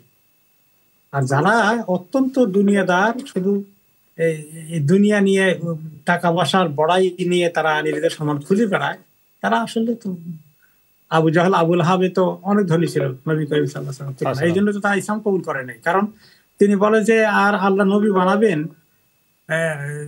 এই মুহাম্মদ এতিম ছিল, যার টাকা পয়সা নাই, তাকে নবী বানাইছেন। আর মানুষ দেখেন না আল্লাহ মিনাল কারিয়াতাইন আযীম, যে তাইফের মধ্যে যে সবচেয়ে বড় ধনী আছে, মক্কার সমস্ত বড় ধনী আছে, তাকে কেন আল্লাহ নবী বানালেন? এরকম একটা লোক নিঃস্ব অবস্থা, তাকে নবী বানাইছে, আমরা কিভাবে মানাই? এগুলো তো কাফেরদের চিন্তা। মুসলমানদের চিন্তা এইভাবে কি করি? আল্লাহ মাফ করুন। আমিন, জাযাকাল্লাহু খাইরান। আর সেকেন্ড প্রশ্ন, কালচারাল হয়তো প্রবলেম হতে পারে। তারাবি সালাত থেকে বা কিয়ামুল লাইল থেকে বেরোচ্ছি, বের হয়ে মিঙ্গলিং করে কি করছি? স্ল্যান্ডারিং, ব্যাক বাইটিং, আরেকজনের কথা এক্সেট্রা করছি। তাহলে কি আমাদের ইবাদত জানতে চাচ্ছেন? এগুলা আল্লাহ মাফ করুন আমাদেরকে। আমাদের সমাজে কিছু লোকে বয়স যত বেশি হয় এগুলাকে আরো মজবুত করে যাচ্ছেন। তো কপাল খারাপ মানুষ, যে মানসাকাতা না যা, যে ব্যক্তি কথা কম বলে চুপ করে থাকলো, হি ইজ সেই। এই যে মানুষের এক নম্বর হলো জ্ঞানের অভাব। কথা মানুষকে সবচেয়ে বেশি জাহান্নামে নিয়ে যাবে। জিহ্বার আমল তারা সবচেয়ে বেশি লোক জাহান্নামে যাবে। যখন হাদিসে তিনি বললেন যে সবচেয়ে বেশি মানুষ জাহান্নামী হবে চুরি করার জন্য নয়, জেনা ব্যভিচার করার জন্য নয়, এগুলো করবে অনেকেই, কিন্তু এদের নাম্বার এত বেশি হবে না। বেশি নাম্বার লোকেরা জাহান্নামে যাবে শুধু তাদের মুখের কারণে। গীবত করেছে, পরচর্চা করেছে, পরনিন্দা করেছে, ব্লেম করেছে, স্ল্যান্ডারিং করেছে, ইত্যাদি অনেক কিছু নিয়ে তারা এই এমনি নামাজ পড়েছে, রোজা রেখেছে, হজ করেছে, সব করেছে, কিন্তু মুখের এটা কন্ট্রোল করেনি। এই কারণে সবচেয়ে বেশি লোক জাহান্নামে যাবে। তো আসলে তাই আমরা, আল্লাহ মাফ করুন, আমাদের এক নম্বরে জানা অনেকের নাই, যাদের জানা আছে আমাদের মনেও থাকে না। আমরা তাল পেলে বন্ধু বান্ধবের সঙ্গে গল্প গুজব করার জন্য শয়তান আমাদের মুখের মধ্যে খুব আকর্ষণ সৃষ্টি করে দেয়, যে কিছু কথাবার্তা বলা, চুপ করে থাকলে মনে যেন সবাই নষ্ট হয়ে গেল। কথা বেশি বললে খুব ভালো লাগে, এনজয় করতে, আড্ডা জমাতে খুব ভালো লাগে। এগুলো সব শয়তানের বুদ্ধি মানুষকে গুনাহ করানোর জন্য। চুরি করবে না লোকটা, জেনা করবে না, কিন্তু তার মুখের গুনাহ দিয়ে তাকে জাহান্নামে নিক্ষিপ্ত করার মতো এত আফসোস করবে সেদিন লোকেরাকে। আল্লাহ মাফ করুন। আল্লাহ তাআলা যেন আমাদেরকে জিহ্বাকে সতর্কভাবে ব্যবহার করার তৌফিক দান করেন। আল্লাহুম্মা হাদিনা সাদ্দিদ। ওকে, আমিন ইয়া রাব্বাল আলামিন। আল্লাহ যেন আমাদেরকে তৌফিক দেন। শেখ, আমাদের কাছে জাস্ট লিটারালি হাতে কিছু সময় আছে, হয়তো 1 মিনিট আছে। ফাইনাল বক্তব্য আমাদের, আপনার সঙ্গে এই রমাদান এসেনশিয়াল এই বছরের জন্য শেষ অনুষ্ঠান, কি মেসেজ আছে, ফাইনাল মেসেজ? আমাদের সর্বশেষে হলো যে ইন্নামা তাকাব্বালুল্লাহু মিনাল মুত্তাকিন। আল্লাহ রাব্বুল আলামিন বলেছেন কোরআনে পাকে, তিনি শুধু মুত্তাকিদের থেকে কবুল করেন আর কারো আমল কবুল করেন না। তা আমাদের মুত্তাকি হতে পেরেছে কিনা, আমাদের আমলটা কবুল হবে কিনা, আমল কবুলের জন্য দরখাস্ত দেওয়া বেশি করে। রব্বানা তাকাব্বাল মিন্না ইন্নাকা আনতাস সামিউল আলিম। ইব্রাহিম আলাইহিস সালাম আল্লাহ ঘর বানালেন, কষ্ট করে কবুলের জন্য দরখাস্ত দিচ্ছেন। তারপরে হলো আমলের শেষের দিকে ইস্তেগফার করতে হয়। যেমন নামাজ শেষ করলাম, এখন ইস্তেগফার করি। তো লোকেরা প্রশ্ন করে যে নামাজে তো আমরা এত ভালো কাজ করলাম, আস্তাগফিরুল্লাহ কেন পড়তেছি? আমরা কি গুনাহ করলাম নাকি? না, আমরা যে ঠিক মতো আমল করতে পেরেছি কিনা, কত ত্রুটি হয়ে গেছে আমাদের, কত ত্রুটি হয়ে গেছে রোজার শেষে এই ত্রুটিগুলো থেকে আল্লাহর কাছে মাফ চেয়ে নিচ্ছি, তাতে এই মাফ করে দিয়ে আল্লাহ তাআলা আমাদের আমলকে কবুল করেন। আমিন। এবং রোজার শেষে আল্লাহ তাআলা বলেছেন, তোমরা তখন রোজা শেষ হয়ে যায় বেশি করে আল্লাহকে ডাকো। এই জন্য তাকবীর শুরু করতে হবে যখন ঈদের খবর এসে গেল, রোজা কমপ্লিট হয়ে গেল, আল্লাহু আকবার, আল্লাহু আকবার, লা ইলাহা ইল্লাল্লাহ, আল্লাহু আকবার, আল্লাহু আকবার, ওয়ালিল্লাহিল হামদ। এই তাকবীর আসবে রমাদানের শেষে, ওইটাকে মনে করি বেশি তাকবীর করতে থাকা। ঈদের রাত্রে, ঈদের সকালে নিয়মিত নামাজের আগ পর্যন্ত বেশি করে তাকবীর করা। আল্লাহ তাআলা আমাদেরকে আমলগুলো করার জন্য সুন্দর করে তৌফিক দান। আমিন। আর ঈদ আসলেই মানে কি শেষ, রমাদানে যা করেছি সব ভুলে যাব? হ্যাঁ, ঈদের পরে তো নতুন চ্যাপ্টার শুরু হয়ে যাবে লাইফের, আগের মতো না। এটা তো ঠিক নয়। রমাদানটা এসেছিল আমাদেরকে এই স্পিরিটটাকে ধরে রাখার জন্য। ঈদের পরেই তো আল্লাহর ইবাদত আমরা কমিয়ে না দেই। ইমাম হাসান আল বসরি রাহমাতুল্লাহ আলাইহি বলেছেন, বিসাল কওম লা ইয়ারফুনা আল্লাহ ইল্লা ফি রমাদান।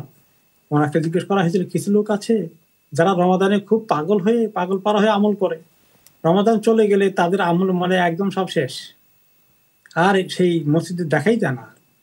তখন তিনি বলেন, বিসাল কওম লা ইয়ারফুনা আল্লাহ ইল্লা ফি রমাদান। এই লোকগুলো অত্যন্ত খারাপ মানুষ, তারা মানে আল্লাহ তাআলাকে রমাদান ছাড়া অন্য কোনো মাসে চিনেই না মনে হয় যেন।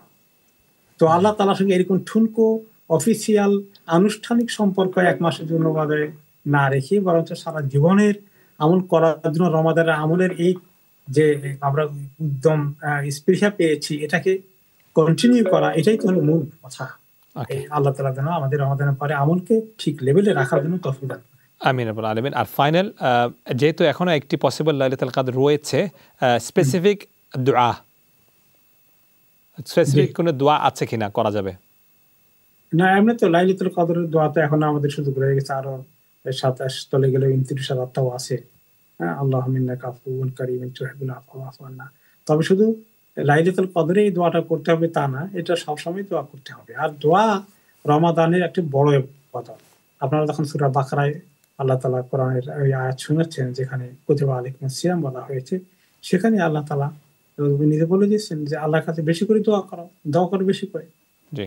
তো ওই দোয়া অনেক বড় ইবাদত। রমাদান শেষ করব দোয়া করে, রমাদান পরে আল্লাহর কাছে দোয়া করতে থাকবো যে আল্লাহ আমাদের এই দোয়াকে, আমলকে আপনি কবুল করেন। সালফে সালেহিন 6 মাস পর্যন্ত রমাদানের আমল যেন কবুল হয়, দোয়া কন্টিনিউ করতে। জি, এক্সেলেন্ট, জাযাকাল্লাহু খাইরান শেখ। আজ এই পর্যন্তই। আশা করছি আগামী বছর বা ফিউচারে ইনশাআল্লাহ ইসলাম এসেনশিয়ালে আপনার সঙ্গে ইনশাআল্লাহ দেখা হবে। অসংখ্য ধন্যবাদ আমাদেরকে এই রমাদান মাসে আপনি সময় দিয়েছেন। On behalf of the viewers, জাযাকাল্লাহু খাইরান। আশা করছি আমরা সবাই উপকৃত হয়েছি, শিখেছি, জেনেছি। শুধু জানাটাই ইনাফ না, প্র্যাকটিস করতে হবে, নাম্বার 1। নাম্বার 2, আরেকটি বিষয়, শেখ যখন বলেছেন বাড়ি কেনার কথা, শেখ কখনো ডিসকারেজ করছেন না যে বাড়ি কিনবেন না, সম্পদ করবেন না। Of course as Muslim we have two be successful, আমাদেরকে সাকসেসফুল হতে হবে, বাড়ি গাড়ি যা লাগে করতে হবে। বাট শেখ যদি বলতে যাচ্ছেন হালাল, থ্রু হালাল মিনস হালাল ইনকাম, হালাম উপার্জন থেকে যদি আপনি করেন, no problem, that's best. So that's what we have to take it into consideration and understanding. আর যেহেতু এখনও একটি লাইলাতুল কদর রয়েছে বা আরও কিছু 2-3 দিন রয়েছে, make sure let's make the best use of it ইনশাআল্লাহ। আমরা আগামীকাল রমাদান এসেনশিয়াল আবার ফিরছি। যদি কোনো প্রশ্ন থাকে, জিজ্ঞাসা থাকে, আমাদেরকে ফোন করতে পারেন। দুঃখ প্রকাশ করছি সবার কল আমরা নিতে পারি নাই। আগামীকাল আপনার সঙ্গে ইনশাআল্লাহ দেখা হবে। যাদের আমরা কল নিয়েছি, যারা কল করেছেন, অসংখ্য ধন্যবাদ। আগামীকাল রিপিট দেখতে পারবেন এবং এই অনুষ্ঠানটি লাইভ স্ট্রিম হচ্ছে অন আওয়ার ফেসবুক পেজ। ভুলবেন না, do like, share, comment and subscribe to all our official social media network including YouTube channel. And আগামীকাল সকালে don't forget to tune in and watch the repeat should you wish to watch it again. Until next time, but before we move on, আজকে যে appeal আসছে সওয়াব, তারা আজকে ইনশাআল্লাহ they will be here live on Channel S appealing to you, charity appeal নিয়ে। যারা এই প্রোগ্রামটি আগামীকাল দেখছেন রিপিট, তাদের জন্য হচ্ছে on the day will be Rescue Aid Trust. Please do contribute to the best of your ability, and of course RFC donation hotline কিন্তু খোলা আছে 02852316666। একটি মাত্র ডোনেশনের বিনিময়ে 27 লাইভ চ্যারিটি অ্যাপিলে এই করে ডিস্ট্রিবিউট করতে পারছেন। Until next time, subhanakallahumma wa bihamdik, nashhadu an la ilaha illa anta nastaghfiruka wa natubu ilaik. Wassalamu alaykum wa rahmatullahi wa barakatuh.